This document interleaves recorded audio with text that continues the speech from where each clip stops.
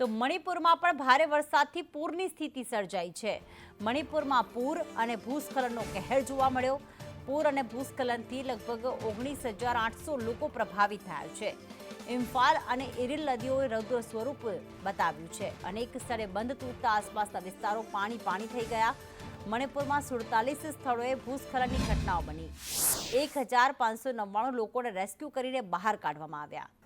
મણિપુરમાં હાલમાં પૂરની સ્થિતિ છે અને જે ઇમ્ફાલ નદી છે, ઇરિન નદી છે, તેમણે તો રૌદ્ર સ્વરૂપ બતાવ્યું છે અને એટલો પાણીનો પ્રકોપ જોવા મળ્યો કે કેટલાય બંધ તૂટી પડ્યા હતા, જેના કારણે ક્યાંક લોકોના ઘરોમાં પણ અત્યારે પાણી જોવા મળી રહ્યા છે. આસામના કેટલાય એવા વિસ્તાર છે કે જ્યાં પાણીમાં ડૂબી ગયા છે.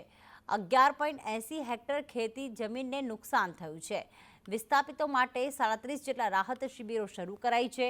રેસ્ક્યુ ટીમ દરેક જગ્યાએ તૈનાત છે અને બોટના મારફતથી તમામ લોકોને જે સુરક્ષિત જગ્યા છે ત્યાં તેમને રેસ્ક્યુ કરીને લઈ જવામાં આવી રહ્યા છે. સ્થાનિકોને ખાવા પીવાની વ્યવસ્થા પણ કરવામાં આવી રહી છે, કારણ કે પૂરની સ્થિતિ છે, ભોજનની સમસ્યા આવી રહી છે. સ્થાનિક તંત્ર, NDRF અને SDRF હાલમાં કામે લાગેલા છે. તો બે એવા દ્રશ્યો કે જ્યાં સુરક્ષિત જે ટીમો છે તેમના દ્વારા, NDRF, SDRFની ટીમો દ્વારા લોકોને ક્યાંક ખાદ્ય ચીજો તો પહોંચાડવામાં આવી રહી છે, પરંતુ લોકોને આ પૂરની વચ્ચે બોટ દ્વારા રેસ્ક્યુ કરવામાં આવી રહ્યું છે.